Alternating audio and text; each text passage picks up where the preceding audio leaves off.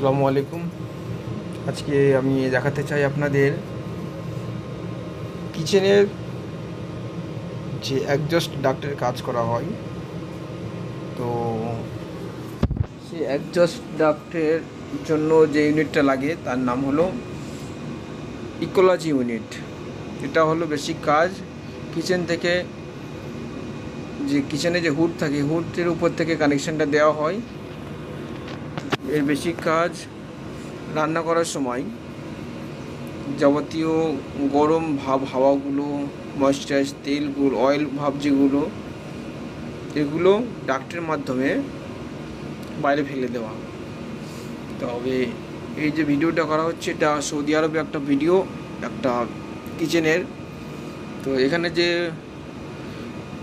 যে মেশিনটা বসানো হয়েছে, ইকোলজি ইউনিট অলরেডি বসানো হয়ে গেছে। সেটা একটা রুমে রয়েছে, কিন্তু আপনাদের দেখাতে চাই কন্ট্রোলারগুলো। এই যে কন্ট্রোলার, এটা দেখতে পাচ্ছেন, এটা হলো ইকোলজি ইউনিটের প্যানেল কন্ট্রোল। আর এটার ইএসপি, ইলেকট্রোস্ট্যাটিক প্রেসপিরেটর, এটা হলো এর সঙ্গে যৌথ একই কানেকশনের সঙ্গে মেশিনের সঙ্গে এটা সেট আছে।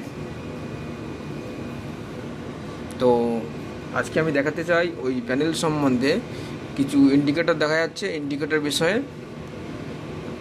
এক্সপ্লেন করতে চাই।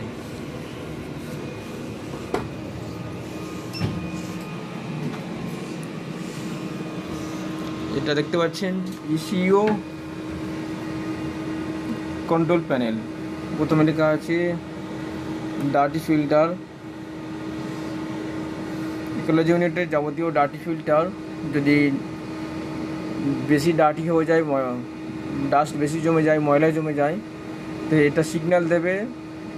আমাদের বুঝে নিতে হবে ডার্টি ফিল্টার বেশি লক হয়ে গেছে, এটাকে ওয়াশ করতে হবে। সেম ব্যাগ ফিল্টার আছে, এও আরও বারিকভাবে এটাকে ফিল্টার করে হাওয়াটা বাইরে ফেলবে। এটাও যদি ইনকেস লক হয়ে যায়, এটা ইন্ডিকেট দেবে। তারপরে আছে কার্বন ফিল্টার। কার্বন ফিল্টারের কাজ হলো হাওয়া থেকে, অ্যাডজাস্ট যে হাওয়া থেকে যেটা বাইরে ফেলা হবে, ওই হাওয়া থেকে কার্বন গ্যাস এবং অয়েলকে ফিল্টার করে বাইরে ফেলা হবে। প্রথম লাগবে air pre filter, next bag filter, তারপরে যাবে কার্বন ফিল্টার। কার্বন ফিল্টার হয়ে যাওয়ার পর থেকে ফ্যান থেকে আউট হয়ে হাওয়াটা বাইরে ফেলা হবে। এয়ার ফেল হলে এটা সিগন্যাল দেবে ইকোলজি ফ্যান